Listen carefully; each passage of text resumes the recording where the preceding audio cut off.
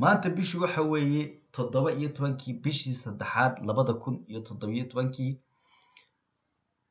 waab wadal marawadi la ku soo dhawaada gabaygan waxa la yiraahdaa harag cawl baa la yiraahdaa ninka la yiraahdo Faarax Murtiile ayaa shabeelle ka sheekiyay dadna qiiq ayaa wuxuu tiriyay gabay uu sheegay shabeelladii wax dileen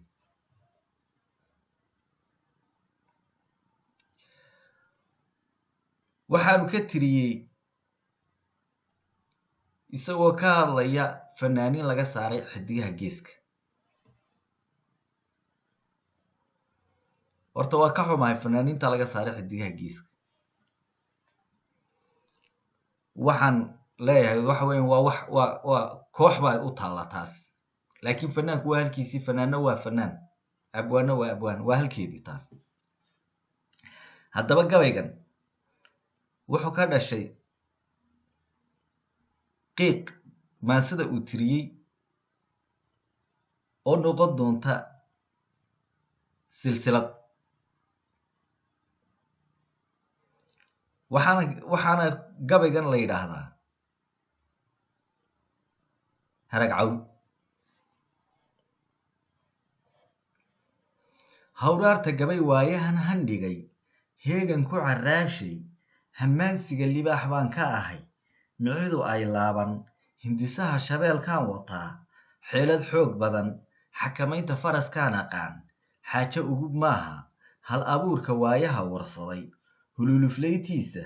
higaadiyo halbeegyada hafaday hooballa caweynta higlada iyo hawraarta hadal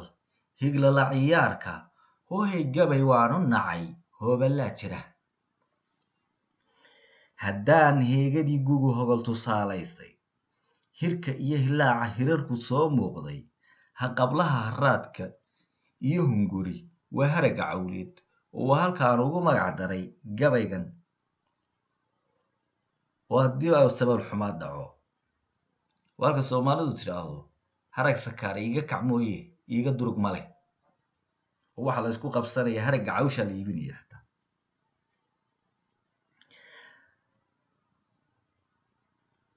hadday buuruhu hadi lahaayeen hadal ma daayeen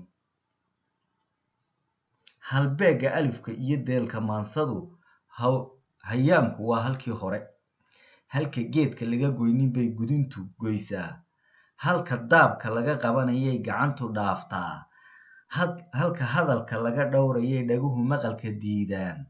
halka hore laga eegayay dhabarka eegaan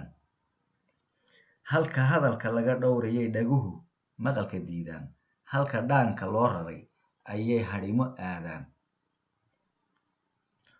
hooballadii way kala hayaameene hawshu waa maqaar saar intuu habar dugaag buuxo qiiqow hal door baad u tahay horanta maanseede nin halyeeye waa hadal ka miisaama hoobalku wuu kala yaqaan hoobaanta midhaha hadba tii wacane haaneedka niman maali karin haw hadhuub culi